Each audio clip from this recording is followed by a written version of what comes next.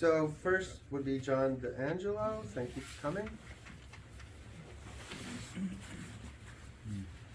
You can stand here or there. It's up to you. So, my name is John DeAngelo. I'm an incumbent running for re-election to the Board of Selectmen. So I've been doing this now for 11 years, 9 on the Board of Selectmen, 2 on Ways and Means. So a reasonable question you might ask is, well, what have you done for us? And even more so, what have you done for us lately? Well, what I've done for you lately is 6 years ago when I ran, I had 2 issues. I liked pretty much everything the board was doing with 2 exceptions. One is there was no road plan, and 2 is we had way too much money locked up in our unassigned balance, which is basically tax dollars that we took from you and didn't spend. So my issues were we needed to get a road plan going and do something with the unassigned balance. We have a road plan, we're working on it now. That's the good news. The bad news is we're not going to achieve our goal according to the NRPC. We're going to have to spend more money. How much? I don't know yet. We'll work on that in the fall when we start putting together the next budget. Unassigned balance, I had a little more success, but it took longer. First year I was there, I had no impact whatsoever. Second year, we made a little bit of progress, and basically we had some turnover in the board, which helped, and we put together 3 years in a row where we basically ignored the existing policy. And last year, we said we probably need to fix this thing, so we had developed a new policy, and this year it was a piece of cake to decide what to do with it.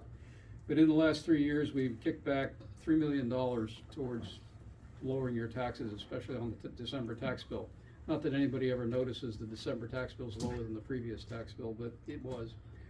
And we are on track to keep doing that. I think there's another $1 million to $1.5 million worth of money that we can give back to the taxpayers. And I would really like to be sent back to the Board of Selectmen to keep on pushing this rock uphill. Thank you. Thanks, John. Danielle? Yes, you can applaud after. Hi everyone, I'm Danielle Prey. I was elected a little over 2.5 years ago, because if you remember, we were in COVID and the election got pushed to June, which was a lot better time to campaign than it is now, because it's warmer. So I think I ran on transparency in government, and I think that I have been very successful in that endeavor with the board. I think all our votes are obviously in public, but it's what happens behind the scenes. What happens when no one is looking that I think I've brought some clarity and transparency to the process. So what have I done when no one's looking? Or what have we done when no one is looking? Well, I started out with a Facebook page, social media, where I would publicize all the selectmen votes, everything that we voted on in meetings. And that originated on my Facebook page and other social media outlets. I've since transformed that into a town newsletter. We've been doing that for 13 months. I do the same. I put the votes in because everything is recorded and there are minutes. Minutes are multiple pages and recordings are hours long. So that's a little snapshot of what we do. You can go right to the newsletter now and see each meeting, how we vote. And there's all other sorts of things in there. I'm trying to bring out to what we do in town, what events are coming up, what's important, other community organizations that are involved in town, making the town a better place. I think when you're not looking, another thing I do is we have I think I bring some experience and some dedication to going outside the box, taking classes that help me in my endeavors. For example, we have Academy of Good Governance that is put on by the New Hampshire Municipal Association. That's put on every year. I don't know who else goes. I don't think any of the other selectmen go. 2 minutes. But 2 minutes what? 2 minutes, you can wrap up. Please. How long did John go? 2 minutes. Did you give him a 2-minute warning? He didn't go to 2 minutes. I'm sure he went to 2 minutes. He talks longer than me. So real quick, when I'm not, he does. When you're not looking, I am going to NHMA trainings, good governments. Last year, I went a multi-month training for finance government officers. I went to a new financial policy class that was given for selectmen and elected officials as well. So all the information I learn at these all funnels down into what I do when I'm at those meetings and you see us vote. Oh, thank you. Thank My you. 2 minutes. Okay, Amherst School Board, Greg Fritz. I have the podium there. Sure. I have prepared remarks, I want to make sure I'm citing everything. Okay. All right, well, so I'm Greg Fritz. Thanks for having this. I think this is important to get more transparency out of who the candidates are, and, you know, it helps me personally, 'cause I think last year I voted the way the Amherst town voted, but there was a large undervote on the candidate. So I think the more people that know me, the more support we'll get to have people in town represent what we actually vote. I'm running for the Amherst School Board because I've watched that board very closely over the past few years, including my opponent, and I'm disappointed with the level of seriousness and community engagement for major decisions that involve education. I think a major issue is sort of lack of trust that the community has with the school board, and we see that reflected in a lot of the engagement in the meetings. I will endeavor to rebuild the trust in the Amherst School Board by being data-driven and not abusing data to confirm a biased position. By training, I'm a material scientist. I've got three degrees in material science engineering, culminating in a PhD. I got the mindset of an engineer and scientist. I like to analyze situations dispassionately and then passionately find a solution. I physically attended many of the Amherst school board meetings. I didn't know much about school boards before about 3 years ago, and I worked hard to learn the duties of the school board member. I've also attended training classes last year from various groups around our state to learn more about the duties and responsibilities of school board members, as well as being a better candidate. I reach out to those who don't agree with me. When I was on Ways and Means for 2 years, we had some members that didn't agree with a lot of what we were doing, and I made time after hours to go meet with them at their choosing to understand their position better. I don't see that from the current board members who don't reach out to people who come to their meetings and have valid issues. I also disagree respectfully. I don't call people hateful names. I think it's important to rebuild trust in our community by doing that. Like I said, last year the town voted, a lot of people thought it was a split decision. Last point was the town voted for a teacher's contract against the proposed budget and against the proposed facility. And that was an odd way people thought, well, how do you cut that cake? Well, that's exactly how I voted, how I recommend people vote in the Ways and Means Committee. So I represent you, I represent the middle of the road position, and I believe I do it in a way you can be proud of. So please vote for me, Greg Fritz. Thank you.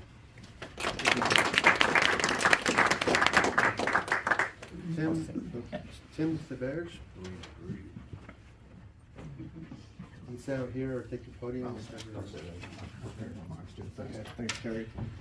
So thank you for inviting me to today's event. My name is Tim Theberge. I'm seeking election to the Amherst School Board, where I've been serving on the board since July, having been appointed to fill a vacancy. Prior to moving to Amherst, I served in the Conval School Board for more than 3 years and was the chair of that board for more than a year.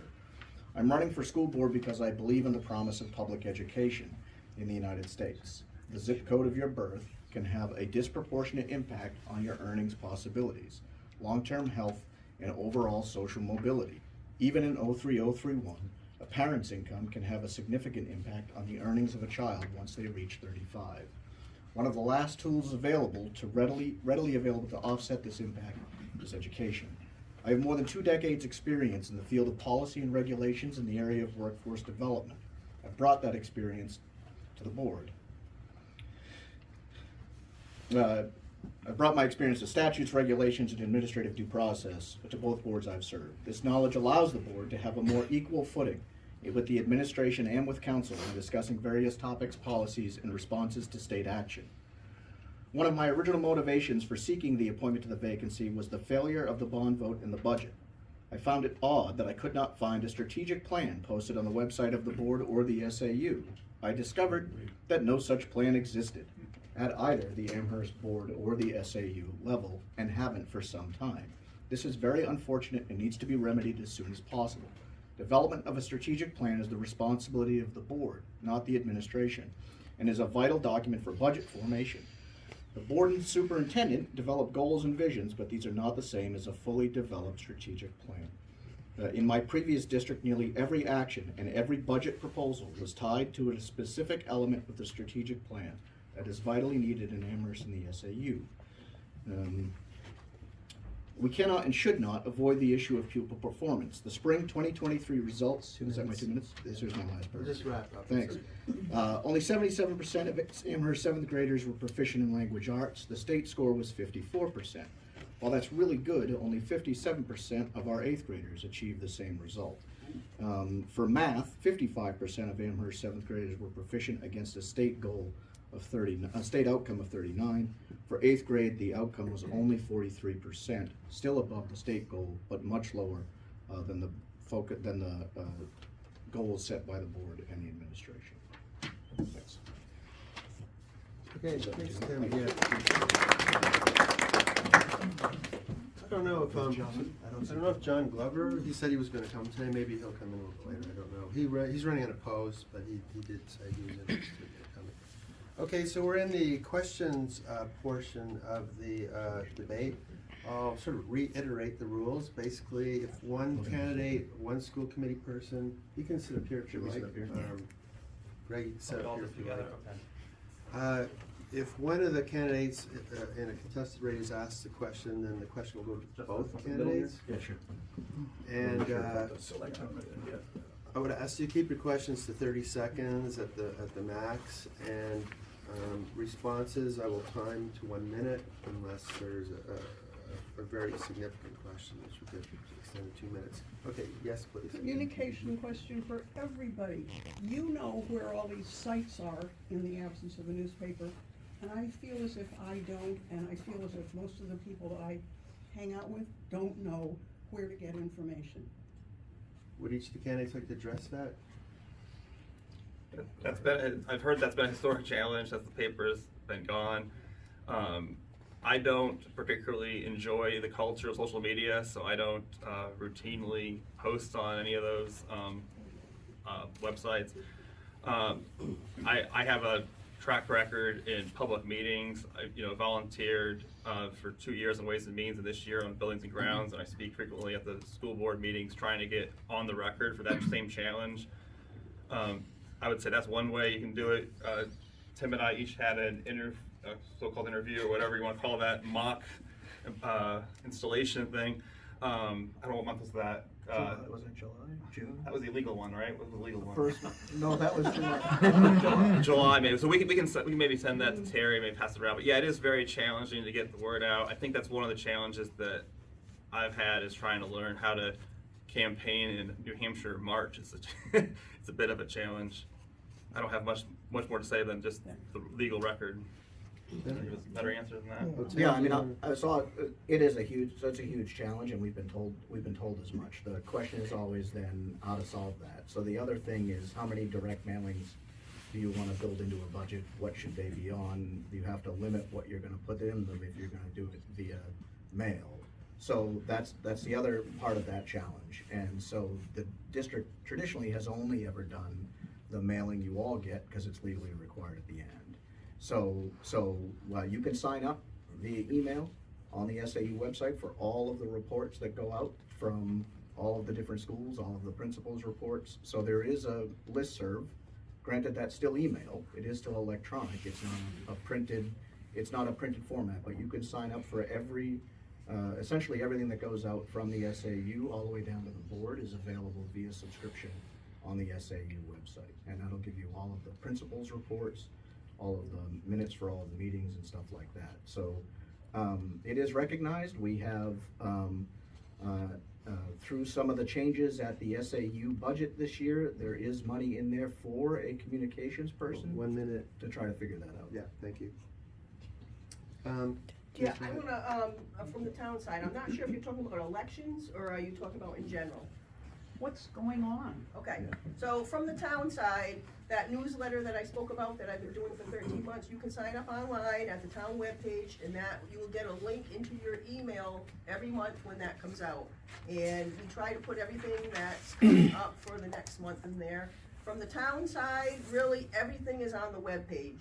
So we need to get the word out more, go to the webpage, look at the newsletter.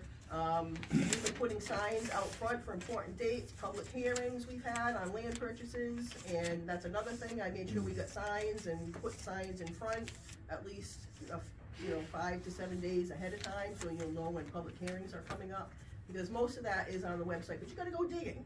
And it's not really the and we know that, it's not the most, it's not the best website, but without spending a lot more money, we try to get the information out. But again, we recognize that too, and I think the newsletter, again, go to the town website, look for e-alerts.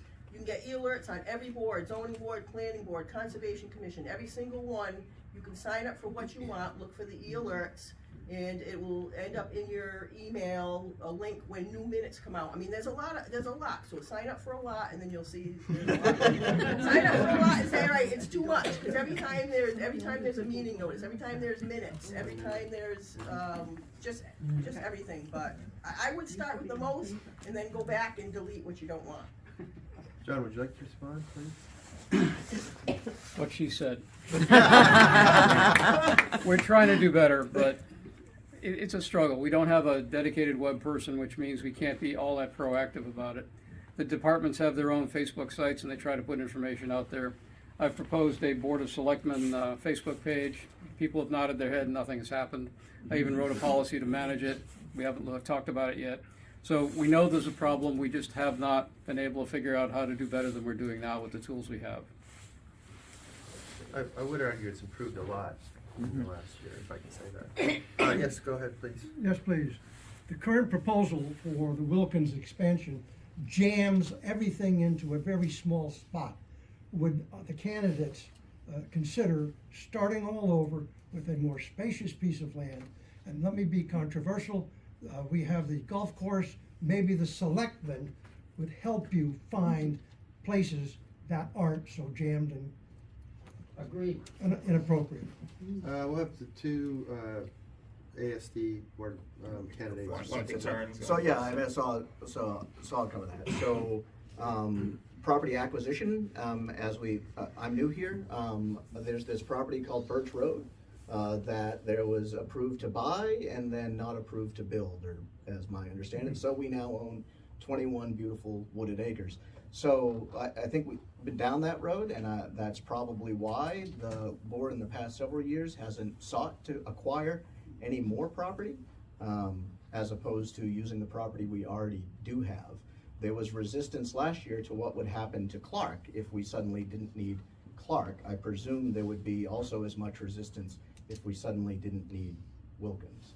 So it fits there just fine. I'm not sure what part of the design you feel is cramming things into that.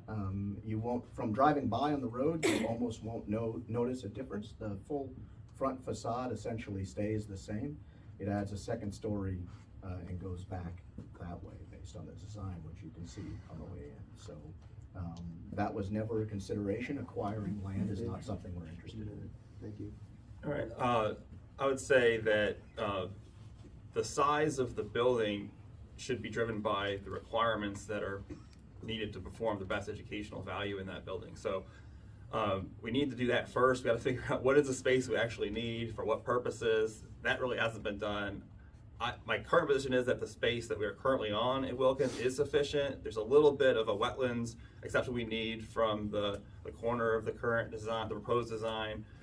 So there is that effect, but really we need to really start and look at all of the alternatives and all of the requirements, and that should drive the process. So I'm an engineer, so I do kind of these projects, intermittently in my career. I've done building stuff, and the responsible thing to do is to answer all these questions in the best practice fashion. I can't go into all things now, but it'll be very clear and transparent to people. And I've talked to a lot of voters who are going to be voting no this year, and said, would you vote yes under these conditions? They say yes. So I think we follow the right procedure. It'll be very clear to everybody which building design is the appropriate one to do, and I want to get to a point where we have the right facilities for the education that we are trying to do in this town. Thanks. Jerry. Go ahead, I'd like to Peter. ask a question about the school project as well. It's my understanding, correct me if I'm wrong, that it's a 2-year project. We're going to be putting kids in temporary buildings. We're going to be having construction equipment running in and out of the yard all the time as a disruption to the school system and its students. And where is there any sense in that plan? I'll go first, right? Everything in turns? Okay. Sure. Yes, that is a real concern. Isolating the students from the people that are doing the construction work, as well as some of the noise. And the fumes. Everything, right? All of the effects. You're right about that. That is a real challenge. I'm against this proposed building plan for several reasons. I hear you. I would like to be able to explain to you very clearly why that is or is not required, or is the best option of all the other possibilities. And I think if I did that, would you say, okay, this is not ideal, but this is good enough? I hope to next year to be on the board and to work hard to get plans that we explain. Nothing's perfect and things are going to cost money, but we're not going to be expensive. We're going to have high value for our dollars. And we're not going to sacrifice 2 years of education to get this building that lasts 40 years. We want to have a good education throughout the entire existence of this facility.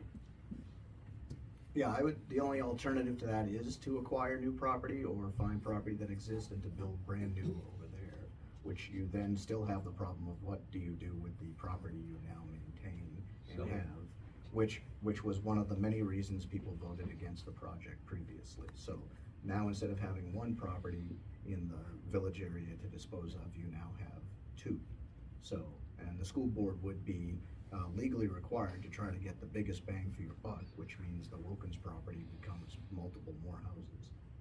Not necessarily. Or a commercial enterprise. Okay, Russ, go ahead. I've been living in Amherst for 15 years, and when we first moved here, student test performance was always head and shoulders above all the other schools in the state. Typically, the Amherst kids were well in the top percentile rate. And I'm just wondering, from both your perspectives, what can the school board do to reverse this trend? You can have up to 2 minutes to answer this question. Who's first? Performance I think you're is- first. I think I'm first. So one of the things, so I wasn't on the board when they negotiated the last contract. One of the things that was in there was to add instructional time, because that is one of the largest driving factors in outcomes, is instructional time. The other thing is trying to look at which set of outcomes you want to measure versus what your internal assessments show and how close they are. So in addition to the NEWA and the New Hampshire SAS, there's also the internal assessments that teachers do on ranking. There's been heavy discussion about whether the grading system used at the middle school has paid off the way it was envisioned when originally implemented. That's the one that's the numbers and all of that stuff instead of straight grades and direct assessments. So I think there's some concern as to whether that did what it was supposed to do. The testing scores would suggest that it maybe hasn't worked. It's been a big topic at all of our meetings. If you look at the board packet for the last 3 meetings at least, they've all had some type of outcome data. And what we're looking at is by cohort. And so the last set, if you want to look at them, show that marching difference of the 7th grade all the way from when they were 3rd grade. The 8th grade is really low, without a question, low. It's staggeringly lower than the 7th grade, which is, we're trying to figure out what would have been that difference and why their success has been a lot higher than some of the other grades. Go ahead. Okay, so yes, everything you said was true, Russ. The scores are down and the costs are up. So on the report we did last year on Ways and Means, you saw both those data, and you saw that what we're spending. If you look at like a normal distribution of New Hampshire schools for performance versus spending, we're even spending more for the results that we're getting. So it's not a money spending problem. It's not that we're not taxing people enough. It's that we're not spending it wisely, and we're not really sure. Like you said, I'm not sure what happened. And these reports that you're talking about now, you wouldn't believe the business we had before you moved to town, trying to get people to talk about strategic plans, talk about measuring value, measuring education. We were told by some board members that are currently there, test scores don't matter. We've had to move that needle, and I've been a big part of that, working with the board, with the administration. That's why we are where we are now, and to keep going, I want to make sure that we make this a good education system for every student. And fortunately, we have these NEWA tests that have RIT scores for every student. And those scores are not quite national, but half the states or so have this. So if your child's in Wilkins, there's a peer of that child across New Hampshire and across the country. So it knows it predicts where your child should be given an average educational performance of the United States. Now, if your child's overperforming over that average, that suggests that your teacher is providing extra benefit than is average, and below that, below. So I think we can look at that on an individual basis quite easily. We have the data, we just need to know how to analyze it, and we can pick out what are the best practices that are working well to prepare Amherst School District students for Sauhegan or whatever lies beyond, and what practice should be improved upon. And we can do it now. We just need to have someone who understands actual data analysis and not defending everything's fine, let's just keep going. No, we have a great opportunity here. We're at a great school district. We can make it greater. We really have the opportunity to make this better. I want to be a part of that, and I think I know how to do this, and I want to work well with the administration to do it. So I think it's a little bit different story there. Thank you. Dwayne? If I can continue a little bit on that subject, every president has a great expression, or great saying. Harry Truman would say the buck stops here. For the last 10 years, the Amherst School Board has, in my opinion, done any kind of experimental curriculum, and it shows in the testing. It seems like the Amherst School Board is good at dismissing the concerns of the citizens. Keep in mind, between 75 and 80% of the people who pay taxes for the school boards don't have any association whatsoever to the schools. 30 seconds. So, I apologize, I'm doing the thing you don't want me to do. Apologize. So the question is, either of you have the opportunity to help drive the board to reality, to listening to what the community is saying. Because as with, we only get one lever. It's the budget or whatever your financial requests are, because your board doesn't seem to care what we think. You do what you want to do because you're smarter than us, at least you somehow think you are. But the buck stops with you, and like or not, the buck stops with us. What are you guys going to do? Because we need radical changes. The way things are going right now cannot continue. What are you guys going to do to make things transparent? And who's going to start accepting responsibility, and who is going to be held accountable? Because we need change, and until that happens, for the third time, the answer is going to be no. Come up first, right? So that was long to cover there, but I think the core is about the. Let me ask you a question because I want to make sure I got this right.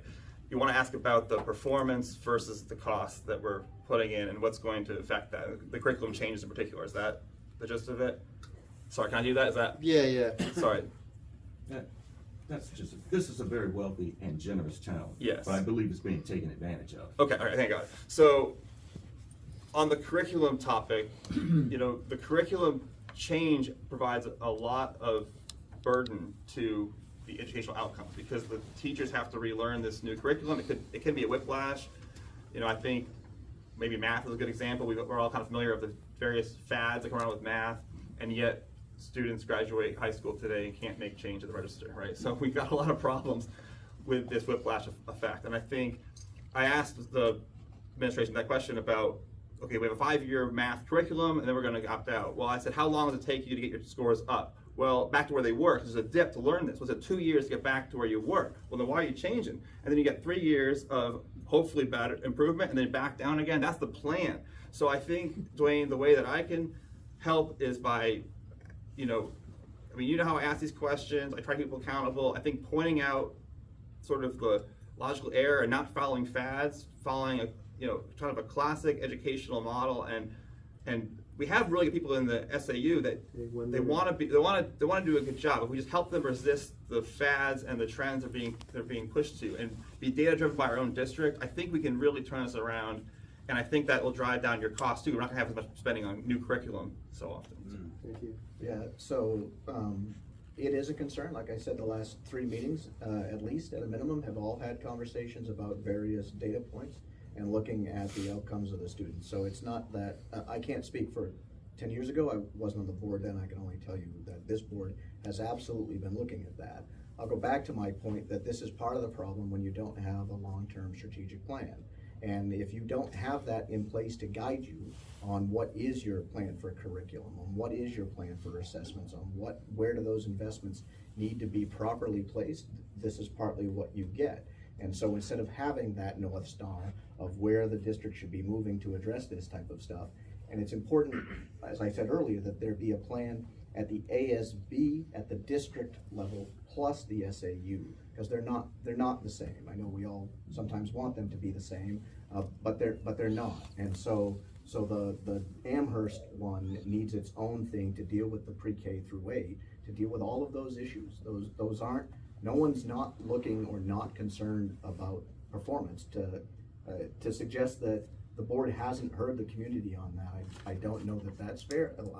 I've heard it, and we've talked about it in detail at some of our meetings. So people are concerned about that. They've asked about the grading structure that goes along with that and the complexities that adds to that as well.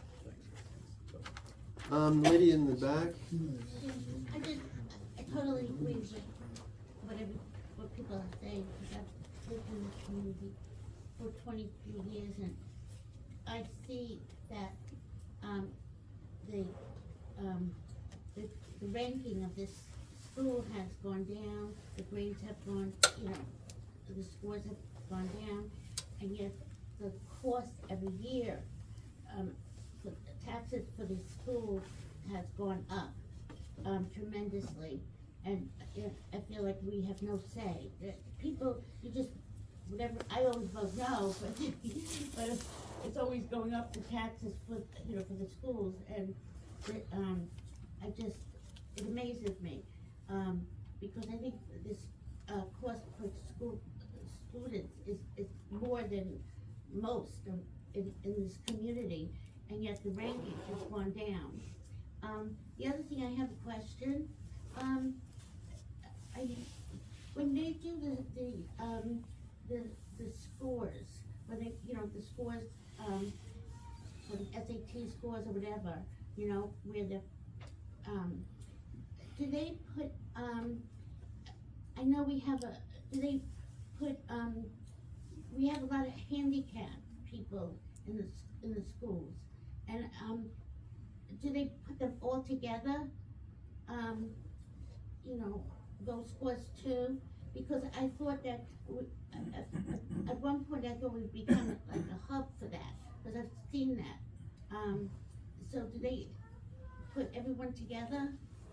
Okay, I think the earlier question we've already kind of addressed on scores and costs, but do they put the handicap or special needs scores together? So students with an IEP is the preferred term, but that's okay. I understand.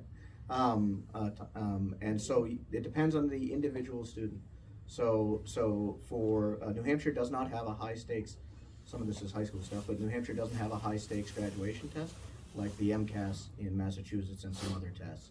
So a student's individual education plan can or cannot remove them from that testing. For most students, what they do, because they want every student evaluated, is to say that student's going to take the test in a separate room so there's fewer distractions. They get an extra hour to take the same exam as their non-IEP peers and stuff like that. So very few of them aren't tested. Parents can actually opt out of any of that testing. I don't know what our number is in this district off the top of my head, but those are really the only students that are truly ever not included in the assessments are those whose parents opt them out versus the kids that have IEPs. They usually just have some accommodations. Okay, I think that's a good answer on the facts. I just want to say about the special education in town. Our total budget's about 33 million, and I think the special education portion of that is like 8.5 million. So it's a very, it's a minority, but it's a very, very large fraction of the overall education budget, and that's one reason why I think this building design needs to really be considered for that population. We're talking about a third of the budget, and we just want to have, I want to have the right building built, right? I want to make sure the space built is correct, not just the wrong size, the wrong number, proximity to the regular education classrooms. We don't have any projection on special needs education. I think it's important. Oh, excuse me, we're gonna go to. My question is, are we taking them from out of town?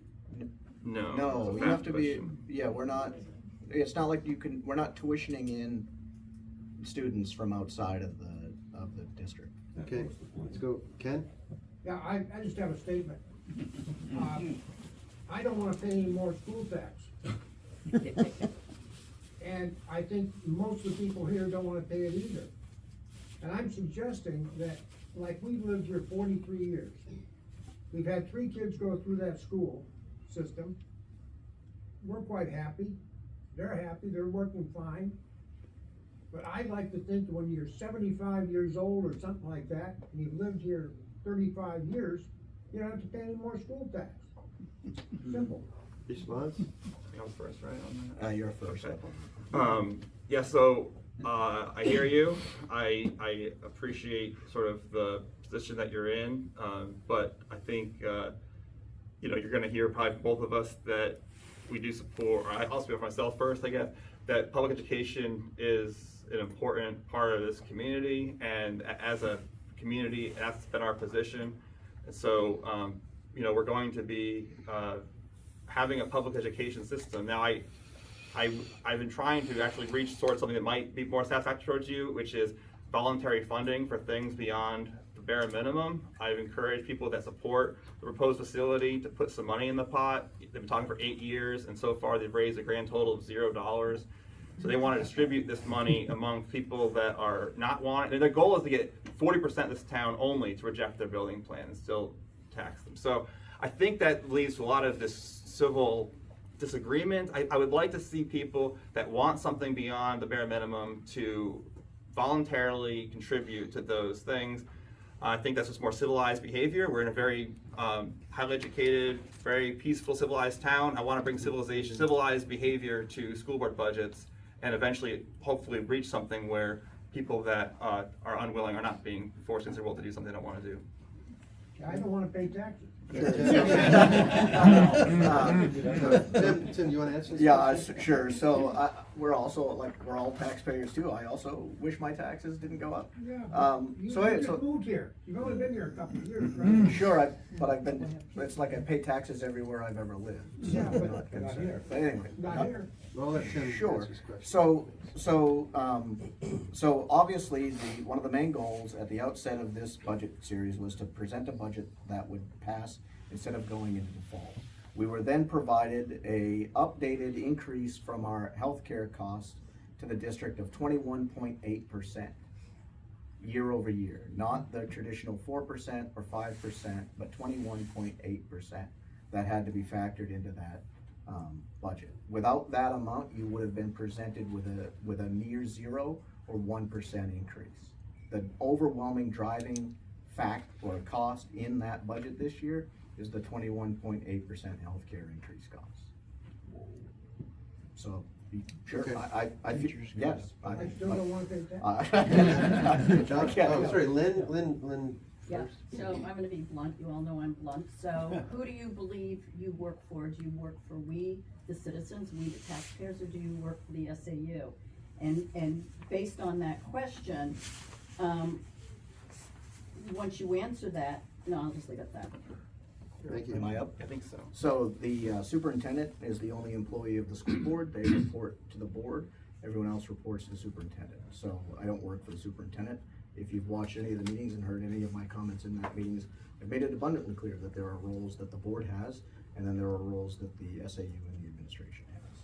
So on that relationship, I think over the years, that line has been very blurred in a lot of the documents that I've seen where the administration was doing stuff that was clearly the role of the board. Who do you believe you work for? I Who do you work- answer to? The voters, every 2-3 years, if that's the question. But, yeah, sure. Right?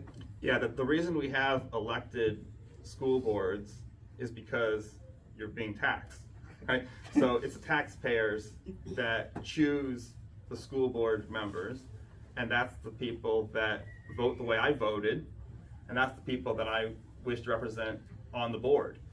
And if you've seen my commentary before the school board, you'll know that I don't work for the school board members or the SAU staff. I represent the people that don't have the voices. The teachers were threatened to be fired if they criticize school board members or superintendent. It hasn't changed since then, but I stood up for the teachers when they're being treated poorly. I've stood up for the taxpayers on Ways and Means, as well as in Buildings and Grounds, stood up for the students. I think, but fundamentally, I wish to represent the values of the Amherst ultimately the voters. Taxpayers would be nice, but really it's the voters that show up. So please show up, and when you vote no on these excessive spending plans, please also vote for Greg Fritz. Diane. Okay, I have a question for Tim. When you were at Conval, Yeah. can you name one or two accomplishments from your time there that you're most proud of? And can you just tell us briefly what their status was in the rankings, across the state? So Conval is roughly a mid-tier level district, both in budget, both in outcomes, and all of that. It is not one of the more wealthiest town. The most proud thing that I was involved with there was our continued support of the lawsuit against the state, which we've won the first 2 rounds of. It'll now go to the Supreme Court in New Hampshire for their final version. But it was all about holding the state accountable. The state is required constitutionally to provide funding to locals for an adequate education. They failed to do that for about 30 years, despite the original Claremont ruling and everything that's come along with that. And so as a result of that, instead of the state paying for the adequate part of an education, all of that cost gets downshifted to the towns and the school districts, and the only tax available to us is the property tax. We've seen the same thing with the downshifting of the state retirement fund, which they were supposed to fund and they don't. And along of other things and unfunded mandates that keep getting passed down to the districts to absorb, Conval really tried and did a pretty good job. Obviously, there's only so many people that are gonna side with us, of pushing back against that. So I'm glad that that was the answer, because that answer had nothing to do with the student outcomes. The student outcomes in your district during your previous term there, I believe, were decreasing every year. I think, the issues that you talk about in your opening comments about, focusing on outcomes, the strategic plan, it's nice you had one initially, but we really need to not be picking battles with Concord Department of Education and suing if we don't, you mentioned one school board meeting, you're gonna sue if maybe suing if we don't get our building aid for Article 12 passing. I mean, I know you have a history of these sort of battles with the Department of Education to the point where now, I think you said in a public meeting that they don't even email you back anymore. I mean, we don't need to be messing with this kind of stuff. We gotta focus on our own community and get our education up and our taxes spent well. Lady at the back. Hi, I just have a daughter that just graduated Souhegan, and I don't wanna pay taxes anymore either. But I'm going to continue to do it as long as my tax dollars are appropriately and economically spent. Now, that being said, Amherst is a very affluent community, and I have a niece in the Pennachuck Middle School who just went through a major renovation of expansion, just like the proposed Wilkins. And they mitigated and dealt with that. They had trailers all over the place. Drop-off pickup was a nightmare. But the administration that I've spoken to since then said that the end justified the means. They don't have our option of buying up acreage to build a new school. So that's what their solution was.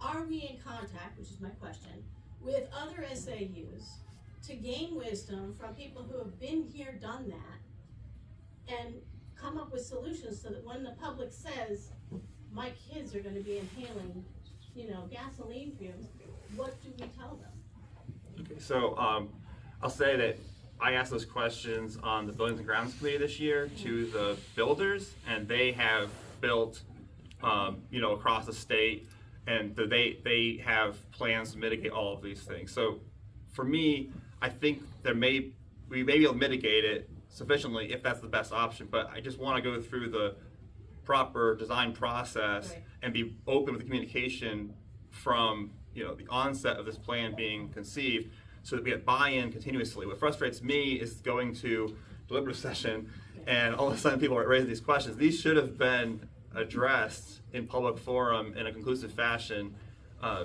well before the Christmas break. So I mean, I believe common sense, I know you'd be able to mitigate it. I mean, if Pennachuck can do it with the amount of students they have in that school, obviously we can do it at Wilkins. But my thing is there a communication between other school districts?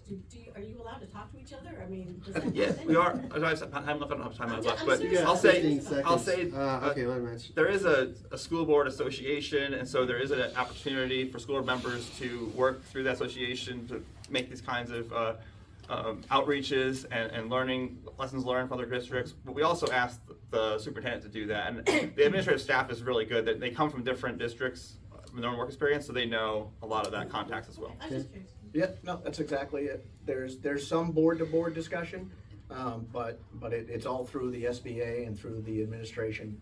The board will ask them, can you ask them how they did this? Or they'll That makes actually less a bring. minute. There's no need to reinvent the wheel. Correct, I agree completely. Best practices matters. Okay, John? I hope I remember my question. Obviously, doing the same thing and getting the same results. Okay, what is your position on giving parents a choice with school vouchers and using that for homeschoolers, charter schools, private schools at 80% of what it would cost per student to educate a child? This gives the parents an opportunity to go where they think their child is going to get the best education and the best value for their money. Is that you? Yeah. So, I'm not public charters, I think have a place, I'm not sure the place. I'm not in favor of EFAs. So the EFAs are the choice accounts, if you will. There's a mathematical problem with that in terms of what that dollar value is and then what happens to the students. So 70-something% of the students in the first year that enrolled in that program weren't actually former public school enrolled students. Only about 20-some-odd% of them were. And it's a math problem and a fixed cost problem.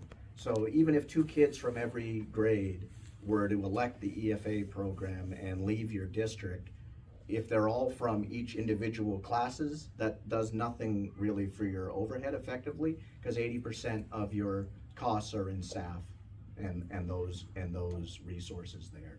So now if an entire class up and left, that's a different math problem. In theory, you could get rid of 1 teacher, but that's not gonna work based on what we see. That's not what we saw in our other district, is it was 1s or 2s, and that made almost no impact. What it did do was take the adequacy dollars that did come and not come, and now that amount of money needs to be spread across the remaining taxpayers on the local side. Greg? Yeah, I have no statement on that topic at all. I want to be on the Amherst School Board, and I want to run the Amherst School District the best I can, and Concord can do whatever they're going to do. The feds do what they want to do. I'm not a politician. I'm not interested in politics, actually. I'm interested in schools. I have no, I'll operate with whatever they do. Isn't education of our children a local issue? But And the school EFA, board should be engaged in that, but with the idea of giving parents the choice to educate their children in the way they think best fits their life. So my understanding is that the Amherst School Board does not have any right to up or down vote on the EFAs. I'll operate with whatever Concord allows or puts on us. There's unfunded mandates, a lot of things like this that we have to work with, and I'm not going to comment on anything that's outside of our purview. Let Concord and Washington D.C. do what they do, but we're going to look out for Amherst with the powers that we have, which is significant. But I'm not going to get distracted with fighting with Concord, Department of Education, all this stuff. We're going to focus on Amherst. Yes, Peter? Well, we beat up on the school system for a while, let's take on the town. You want us to point John, or? I just have one question, and that is, when are we going to get the actual cost of the Milford, never to the Oval bike path? Because it was sold to the town voters at like $250,000, and I would suggest, without knowing all the facts, that is well over $500,000, and there's never been a number put out about the actual cost. Covering up labor that's to put a town employee running up and down the roads, God bless his soul, with a dune buggy or whatever else. I don't know if that cost has been attributed to the sidewalk or if it's been attributed just to the town. What is the actual cost of that fiasco? It never got to the Oval one. I'm gonna let John go because he was on the board when they passed that. So, I don't have the number in my back pocket. I do know that our DPW director has come and presented that information to the board. I think it's in the vicinity of $500,000 total. That includes lots of other things that were not originally in the plan, but they had to do them because they were doing the road at the same time. Planning. But and it's not finished. If we want to, we have run it up to the border of Milford. If Milford wants to pick it up there and take it into the Oval, that's on It them. wasn't sold that way. Well, we told people at the time, we can only do what's in Amherst, we can't do what's in Milford. So it has cost more than the original estimate. The number has been presented to the board. It is in the minutes. I don't know what it is. Somewhere in the vicinity of $500,000 is probably pretty close. Thank you very much. I'll just comment a little bit on that. I don't remember it being a half, but it did go over. I kinda came on the board at that point. So I don't think any project we do really talks about maintenance so much, how much that costs. That would really, we really have to break that down and find that out. But that's gonna be on any project, so you'll have to bring that up about all. But I thought we were only about, it was only maybe 100,000 over that 250, so I don't think we're at that number. But let me talk about that project. I keep hearing it's the sidewalk to nowhere. There actually is a long-term plan for this to go through Milford South and up north. There'll be something on the ballot this March. It's a referendum, so we don't run into this again. We've received a grant from the state. They will pay 80% and we'll have to pay 20% for part of a rail trail that would connect to that sidewalk. We also have a grant, it's in sections. So there is a grant from that Amherst Street up to 101, and then we have a grant for another section. There's still 3 or 4 more sections. It goes through Bedford, it goes north.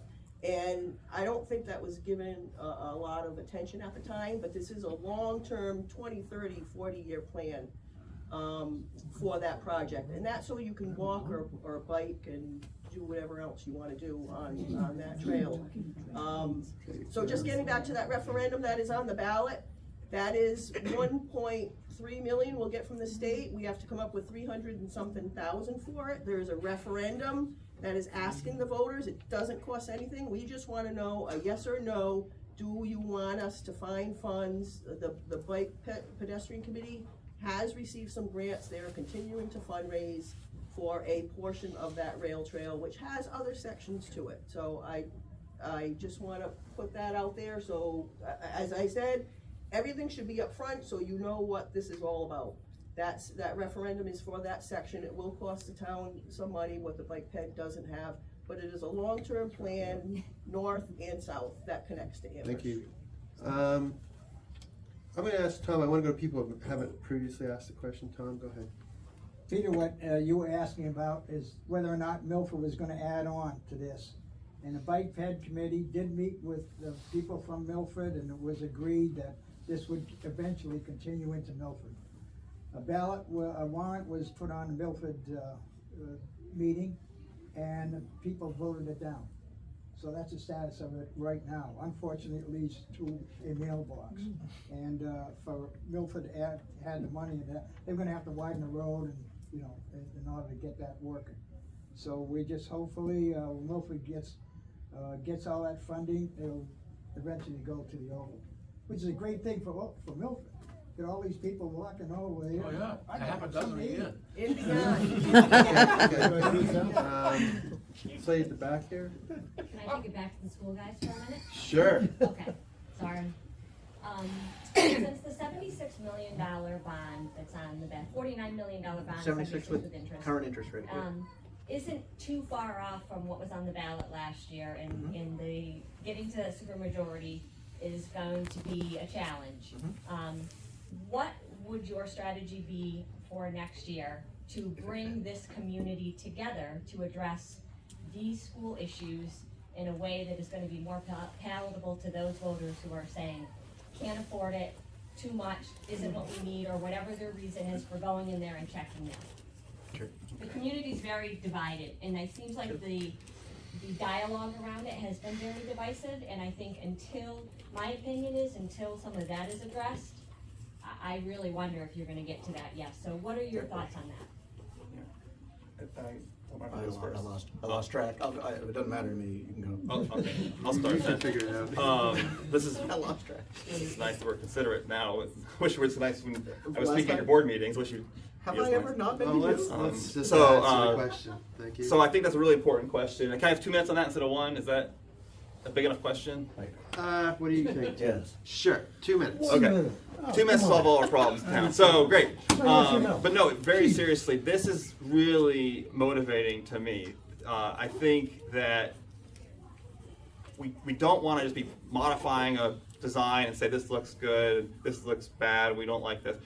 We need to set up the criteria early on, have a set of requirements that we agree on early, like this summer, at our retreat, and then present that to the public, get any kind of feedback. Things like, how are you going to do the portables during 2 years? All these concerns, traffic, all this stuff needs to be addressed, compiled, and then we need to make a plan that comprehensively evaluates multiple options against those criteria, including cost, right? And I think that I'm in favor of putting multiple plans on the warrant next year. Say if Article 12 fails, then Article 13 may pass. But they both failed and 14 may pass. Let's get to a yes. Let's try to work together with people and offer alternatives, and let's get our 60% of people behind something.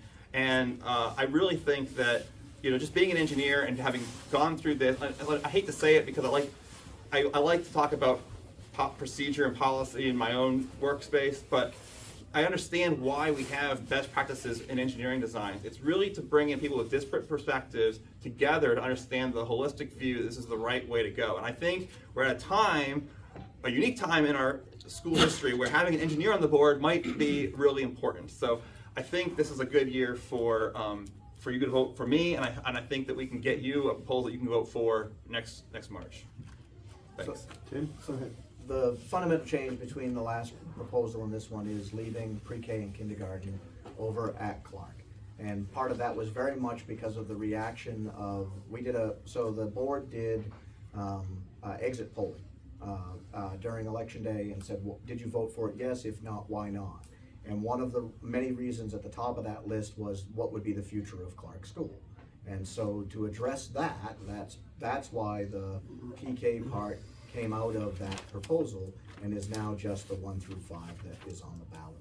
So all of the other stuff is more or less the same, except it doesn't have that additional structure. So the changes to parking is the same, the changes to the outside areas are the same, the changes to the bus loop are the same. All of that stuff stayed really exactly the same. The inclusion of the special ed rooms next to the major instructional places inside, ensuring that we have appropriate facilities to do in-house special ed so we aren't sending those kids out at a staggeringly higher cost. So all of that was done for the last one, the biggest change was that pre-K and K didn't go in. Other than that, there was largely no changes, and so I think that was part of that. I'll go with this gentleman first because, okay, go ahead. Sorry, what? So considering, the potential building project and also considering what you view as like testing scores that are coming out. Yep. Could you address how we're currently educating students, like our technology is not even a classroom, it's on a cart? Yep. Our music room is actually in the gym on the stage. Yep. Our gym is shared with the cafeteria, and how do you keep driving up testing scores if you're using multi-purpose facilities where you're having special education, commingling with like 8, 9 kids in a room who should typically be in a much smaller space? So how do you change that and get test scores up without facilities that meet the needs? I did Amherst, yeah. You can't. You can't. I mean, so I don't. There's no space at Wilkins to provide all of those, to provide the services we do. That's why there's a new portable on the front lawn, in case you didn't notice, was because there was literally no place left inside to have meetings with parents, to have meetings with whoever, because there is no meeting room left inside that structure because it's all been carved up to address all of those different things. So yes, music happens on a stage at the same time as PE. There aren't the rooms to carve out for those smaller instructional places. They are literally a room like this, divided in 4 with partitions of some kind. So you can imagine having 4 different conversations in that same space. Wilkins does not meet the needs of the current, never mind whatever the future is. It hasn't met the current needs since it was built in 1967. As soon as it was It built did in. when my kids In went to school. 1967, the next year, they added an addition, because when it was built in 1967, it didn't have enough room. They then added 4 more rooms It after did when that. our kids went there. You're wrong, you're wrong. I did, The information you have is wrong. The only thing added on was the auditorium. yeah, the multipurpose gymnasium. room was in 1968. It did not change, add any more room to anything. I mean, all of the So records show, luckily, all of the records show the that. town voted for the major school, which was done, and the following year, they voted to add on the general purpose gymnasium. Let's So it was move a on, two- Greg. Just Tom, to address, they've had portables for just to 30 address years. Brian's question about how can you do this without addressing the facilities? You can't. I mean, that's an agreement. There's a real problem with the facilities, and we outline that in our Ways and Means report. And you've done a lot of good work showing the problems. Just because there's a problem doesn't mean that this is the solution. And that's what's really frustrating is, and we talked earlier about these additions we've added over the years, or proposed additions, they haven't met the requirements. And I think that that's really important. So these school years or school process has these cycles. Every year we have a budget, and that's a small cost increase and small impact on education changes. Every 3 or 4 years, for whatever, you have a teacher contract, that has an impact, a little more cost, a little more impact on education quality. They need these big 40-year cycles. That's where we are now. We have a great opportunity to do this right, and I don't want to just build to just, hey, let's just give more space to special needs, let's just give another gym. I want to sit down and do this the right way, and I really am concerned that because of that process that has been followed, that's why we're getting the 60% of residents voting against this plan. And I think, working with the community next year, I can help really foster in a positive, supported plan that does address all those issues and sort of alleviate some of these concerns.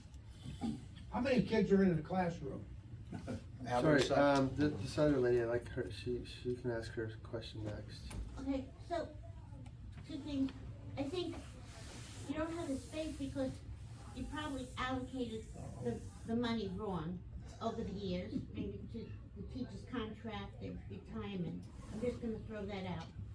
And, instead of the spaces and, the spaces and, for the kids. Secondly, for people like me, whose kids are no longer in school, I think that, and now taxes has gone up so tremendously because of the school, and it's gonna go up even further. There should be some reduction in our taxes, because for the seniors or people who do not have kids in the school. Okay, so the question is reduction of taxes because taxes have gone up, and specifically related to people who do not have kids. So I think I ought to address some of this. I'll just say again that, I've been trying to push what I call more civilized funding of these things. Like, if people want something to pay for it more and offer a vehicle, I know the town has some vehicles for things like this path that people can donate money to. And I think, look at the yes votes last year. We had like 1,500 yes votes. Each of them would have raised their own taxes about $1,000. So that's like $1.5 million. I mean, it's not exactly because you have more vote per household, but say there's $1 million sitting around every year. I mean, just put something in the pot, and that helps buy down the costs for people like yourself to, maintain their tax burden in Amherst. We don't want to be.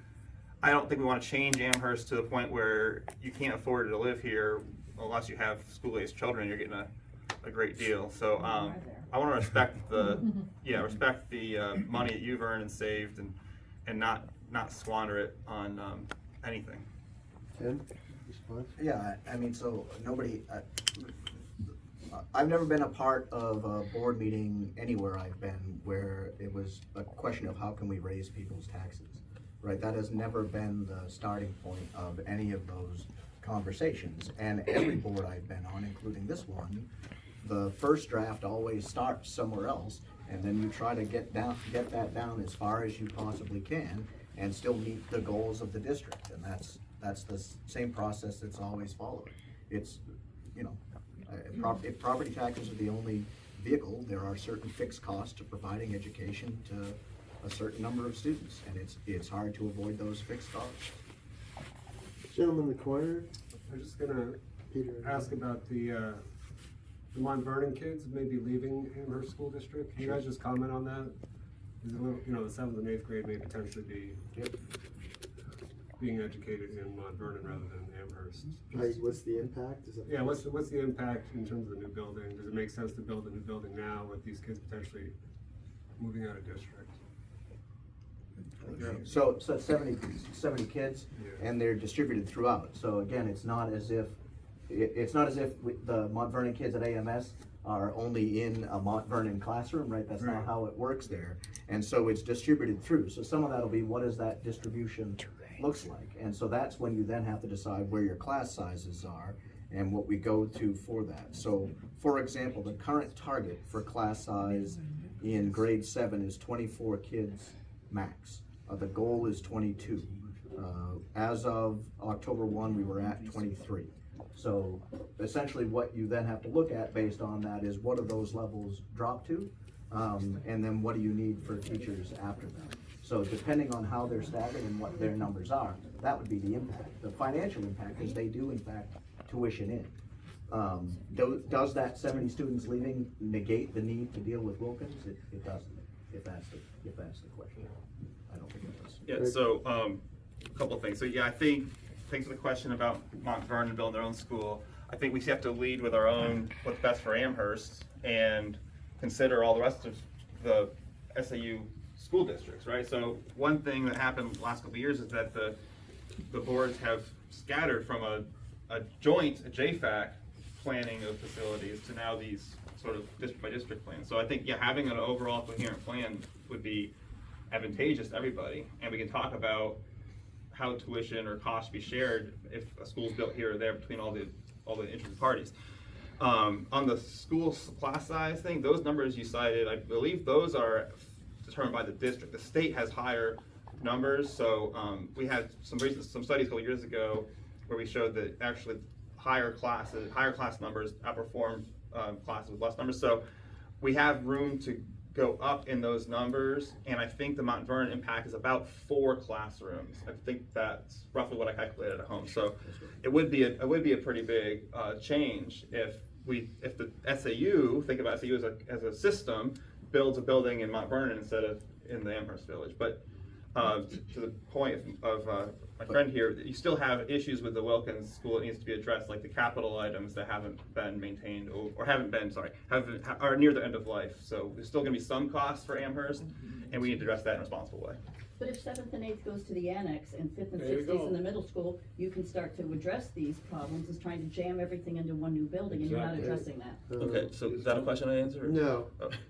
You weren't called on. Go ahead. In addition to what we're looking at in Wilkins, I know in the first year of the vote, I believe there was something on about Amherst Middle School, and I haven't heard a lot. I mean, obviously after we get through this, probably by next year if this bond were passed, something's going to show up on the ballot, probably a big ticket item to address all of the issues I hear about in Amherst Middle School. And my son was in 4th grade there, the roof was leaking, I understand it still hasn't been fixed, and he's a junior in high school. So I don't know why we're not fixing leaking roofs, and waiting just to have to, replace a whole building, but how much should we be expecting as taxpayers to be coming on the heels of this to address the Amherst Middle School issues? Right, so, first, right, so the maintenance budget is determined by square footage. This is from Rogers Professional, Association. So building maintenance is determined by the size of the building, but the roof maintenance has not been done over the years, and we had a goal of the board before either of us were trying to get on, had a goal to make it watertight, right? So we passed out of our, we actually had a vote on this one, on the Bottling Ground Subcommittee voted to push to the board to spend funds out of the unassigned fund balance to repair that roof. And I believe you guys voted to schedule that this summer, so I'll let you. So we already did one section. We are scheduling to do another section this summer to the tune of $1.something million. The total roof project is out there. We discussed it at least the bond hearing, if not deliberative as well, and in several of our meetings. It's about 10 to 12 million, if I remember my number correctly, that's left for stuff to deal with over there Thank you, Dwayne. Because it's not just the roof. The minute you attach the roof, there's HVAC units that then comes down into the windows, into those sections under it, and stuff like that. But yeah, that's entirely accurate. Peter, and then we'll come back to Lynn. Peter? I was gonna ask the same question. Why aren't we talking about putting 7th and 8th in the annex? And I don't wanna hear that the other board will not talk about it. They were specifically said, the only thing we'll talk about is that use of that building, and the other board will definitely talk to us, Amherst board, about putting 7th and 8th grade in the annex.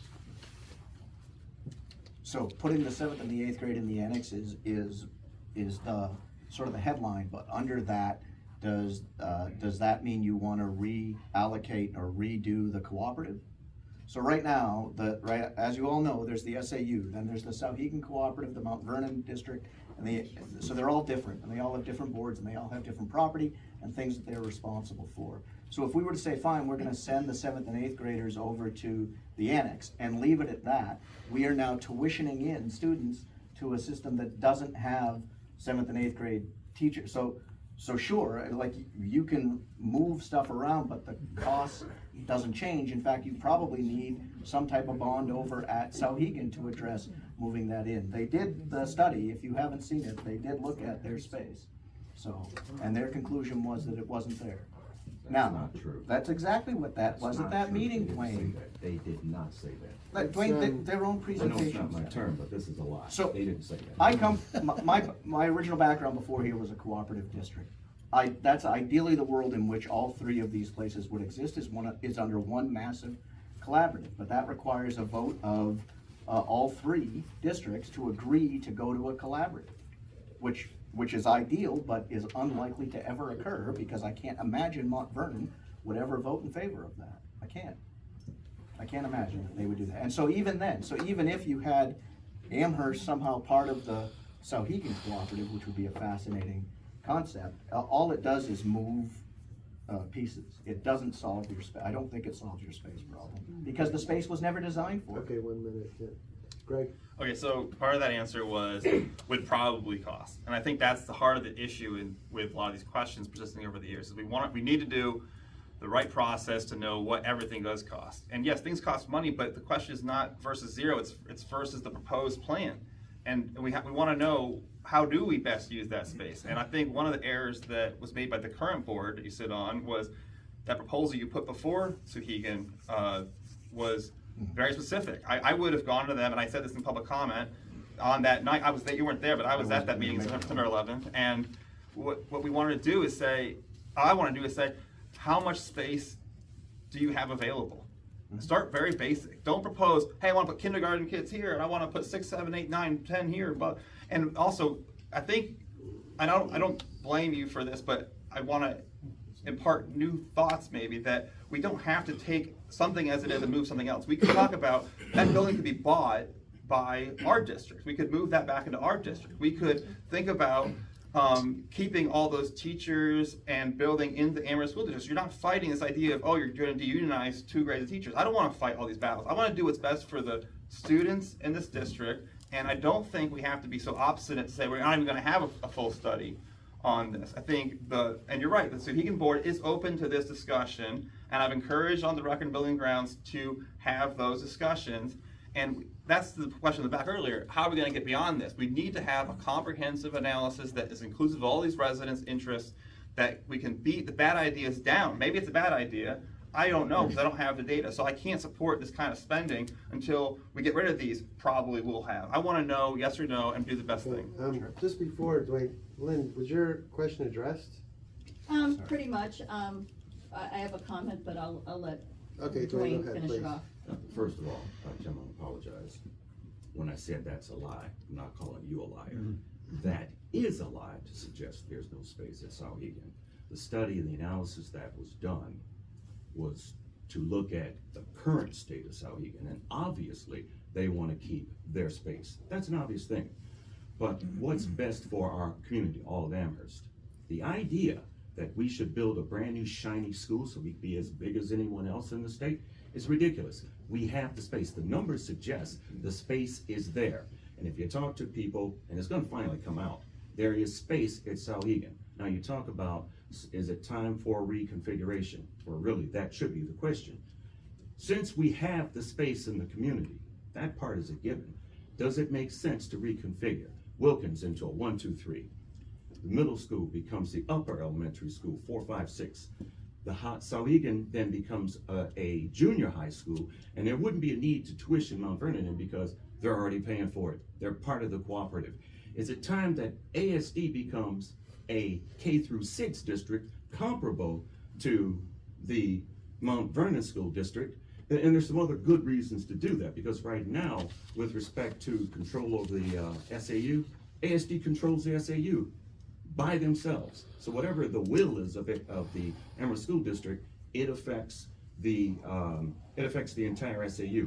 There'll be much more balance. So my point is, has the time come that we have this honest conversation? Because right now, we all know, but we will know from the beginning, the annex, there was a desire to take the annex off the table were the terms. We don't want to consider the annex. Why? Because there's space at the annex. So has the time come to have that honest conversation as to space in the communities as opposed to focusing on one little building? So your specific question is the K to 6, the 3 pieces to have. Is it time to reconfigure? Yeah, is it time to reconfigure? Time first, right? I think that's it. So I don't know. I know we want to know. We need to do that real honest study, and we can do it. We have the time to do it before the fall. And yeah, I'll just say yes. We want to know that answer. And I think this speaks to some of the issues of what you were addressing last time with the cooperative model. I mean, so in part of these training classes I took, there's ed rules, right? Ed rule 30301 G. So I think it's different. We said we have to work with the superintendent to develop long-range plans and measurable and attainable short-term objectives. That falls in that category. So I think, I know you said it's a board's requirement. I think it's something we have to work with the superintendent, because only the superintendent has purview over all of those assets, with all the districts. So I really think that this is going to be something we can do, but laying out the framework of the process we're going to follow, I think people will buy into it and they'll follow it, and we will get to a more agreeable town meeting next year. Yeah, no, and that's a good one to point out. My comment about the board and the administration was that everything from the historical documents and the various meeting minutes and everything that I've tried to plow through to get up to speed here is that stuff that should have been the board or the board with the advice of was really just the administration. So that's the shift that I think I've been trying to get the board to own what it really is supposed to own and use the administration from that perspective. The superintendent doesn't have carte blanche authority, though, to reassign students outside of a district. The SAU is, in theory, is contracted services. It is really legally the way that works. ASU could decide to contract with a different SAU, which would be a nightmare on its own grounds, but that's all that is really a contracted service. So it does a lot to that mess. Okay, Mike. Or Dave, sorry, Dave. Yeah. The other Mike. I moved here 26 years ago specifically to put my youngest through Sauhegan. I sent the kids to Trinity, and the economics were better if I bought a house here. So for 4 years, my daughter went through Sauhegan. She got a good education. She has a great job, did all. For those 20 in Amherst, because of the cost of administration, okay? Could you address how you're going to reduce the administration of the school in terms of all the schools? Go ahead. So that was overwhelmingly heard last year by the board. We eliminated the second assistant superintendent position, so now there's only one, which is about right for a district of this size, give or take. So we absolutely heard that, and we've been trying to do that at the SAU level. Amherst's contribution to the SAU is actually lower this year than it was in previous years. So that has been absolutely an understanding.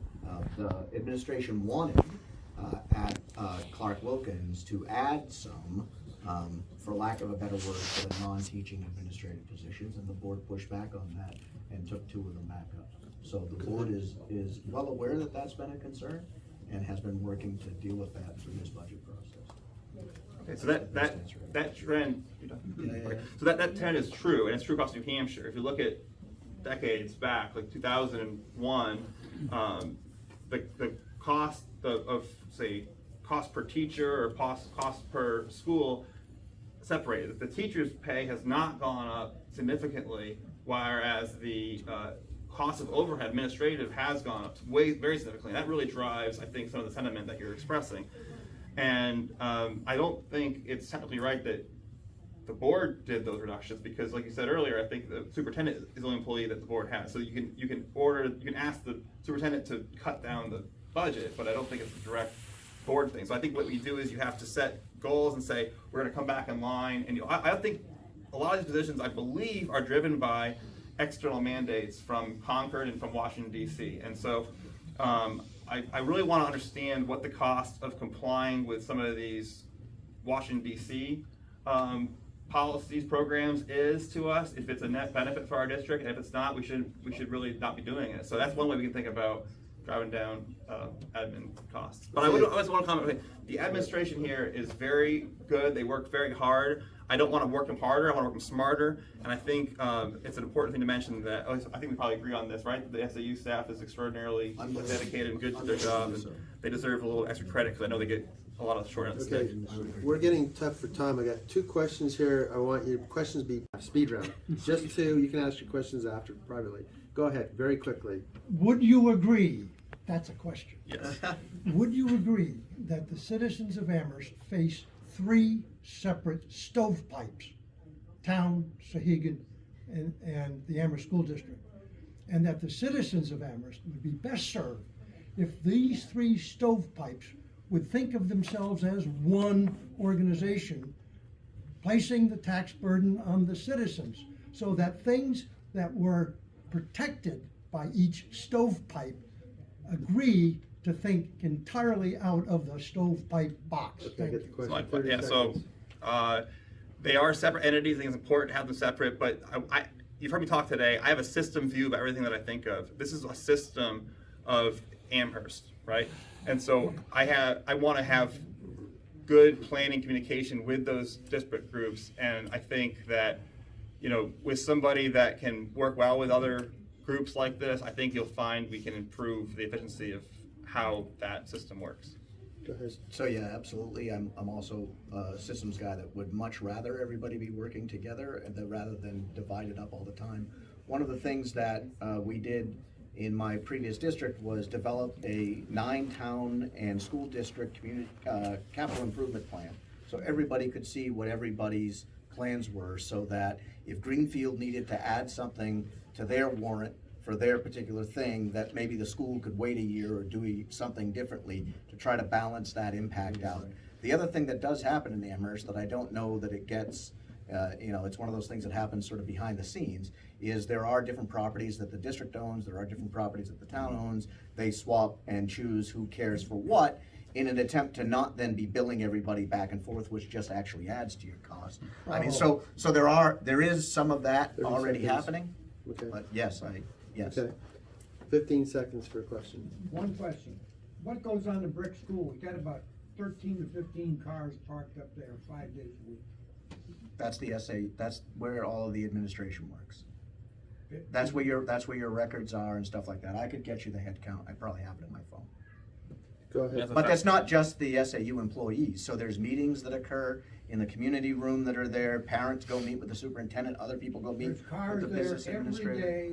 I've seen as many as 21 cars Sure, out there. sure. When we have a committee meeting, some of the committee meetings are there in the community rooms that are there. Okay. So, sure. Go ahead. Yeah, it's a factual answer. It's not really an opinion answer. I think that's it, right. Okay, one last question. 15-second question, 15-second responses, then we're closing out. Oh, sorry, you didn't get that. Oh, I have nothing to add. I mean, that's right. So the administration, that's where the cost comes from. That's the extra administrative cost. You've seen it over years grow because of these administrative requirements. We do not vote on the SAU budget, is that correct? And if so, why not? Yeah, that's right. We don't vote on the SAU budget. The reasoning is convoluted. I don't really understand it well enough to give a 30-second answer. But I know there's proposals that we change that. Can we propose something that changes that? Yes, we can propose something like that, yes. There are some citizens gathering that should. Yeah, you could, I would tell you that none of the boards, I don't think would ever propose that, but a citizen could. There's a lot of Maybe get a reasons. warrant ad or something, 'cause Howard Brookline is a similar cooperative, and they Okay. vote on theirs. Yes, they do. That's the Sorry. same. Okay, so that's the debate this year. A big round of applause for candidates. Really appreciate you coming over. For anybody that's leaving, we're planning to have another debate with state reps in the fall. Democrats against Everywhere Republicans. Bring it on. Okay, thank you. We're gonna be moving on to our business section of the meeting. Oh, we should have said that.